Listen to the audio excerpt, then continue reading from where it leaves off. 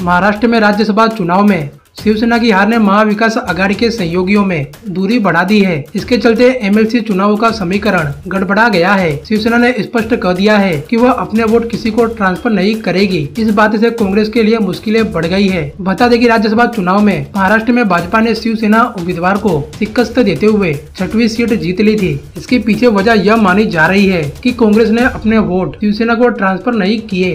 यही वजह है कि 20 जून को होने वाले महाराष्ट्र विधान परिषद चुनाव के लिए महाविकास आघाड़ी के सभी दल अपने लिए खुद से समर्थन जुटाने में लगे हैं। यहाँ पर 10 सीटों के लिए 11 प्रत्याशी मैदान में हैं। सारी मारामारी 10वीं सीट के लिए है। भाजपा ने इसके लिए 5 प्रत्याशी मैदान में उतारे हैं। वहीं कांग्रेस, एनसीपी और शिवसेना ने 2-2 उम्मीदवारों को मैदान में उतारा है। इसमें शिवसेना और एनसीपी के उम्मीदवार तो आसानी से जीतते हुए दिखाई दे रहे हैं, लेकिन पेंच फंस रहा है। भाजपा और कांग्रेस के बीच अभी तक न तो शिवसेना और न ही इसके मुखिया उद्धव ठाकरे ने महाविकास आघाड़ी गठबंधन के सभी 6 उम्मीदवारों को जिताने के लिए कोई संयुक्त योजना जारी नहीं की है। शुक्रवार को इस बारे में मीडिया से बात करते हुए शिवसेना सांसद संजय राउत ने कहा कि हमारे पास अपने दोनों उम्मीदवारों को जिताने के लिए पर्याप्त वोट है, हमें कोई परेशानी नहीं होगी। जब संजय राउत से पूछा गया कि क्या वह अपने अतिरिक्त वोट कांग्रेस को ट्रांसफर करेंगे, उनका जवाब आया कि हम अपने वोट अपने उम्मीदवारों के लिए सुरक्षित रखना सुनिश्चित करेंगे। सभी पार्टियां खुद से अपने उम्मीदवारों के लिए वोट जुटाएगी। इंडियन एक्सप्रेस के मुताबिक सूत्रों का कहना है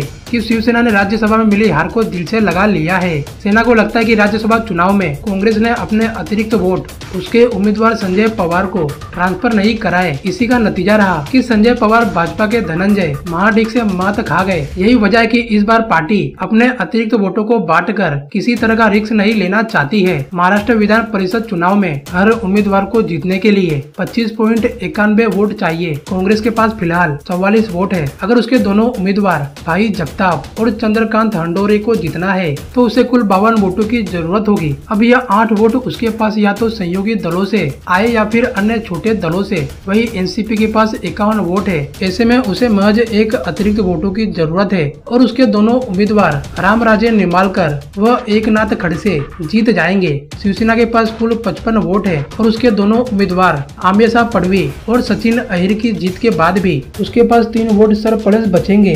हालांकि इसके लिए जरूरी है कि क्रॉस वोटिंग न हो और कोई भी मत अवैध न हो। ऐसी हालात में वह इन वोटों को कांग्रेस को ट्रांसफर कर सकती है। भाजपा के 5 उम्मीदवार प्रवीण दारेकर, राम सिंधे, श्रीकांत भारतीय, उमा खापरे और प्रसाद लाड़ को जीतने के लिए कुल 130 वोटों की जरूरत होगी। वही विधानसभा में 106 सदस्यों के साथ भाजपा को यहां 24 अतिरिक्त वोटों की जरूरत होगी। ऐसे नाजुक मौके पर भी महाविकास आघाड़ी में संयोजन का अभाव दिखाता है कि राज्यसभा चुनाव के बाद वह किस कदर अविश्वास बढ़ा चुका है। एक वरिष्ठ कांग्रेसी नेता ने भी इस बात को स्वीकार किया। उन्होंने कहा कि हमारे 2 उम्मीदवारों को जिताने के लिए हमें सहयोगियों और छोटे दलों से 8 वोटों की जरूरत होगी, लेकिन हमें इसके लिए खुद से तैयारी करनी होगी क्योंकि सेना या एनसीपी से मदद मिलने की उम्मीद नहीं है। वहीं भाजपा अपने उम्मीदवारों की जीत को लेकर आश्वस्त है। पार्टी के नेता आशीष शेलार ने कहा कि हमारे पास फुल प्रूफ रणनीति है, हम जरूर वोट जुटा लेंगे और हमारे सभी उम्मीदवार जीतेंगे। दोस्तों, आपकी क्या राय है,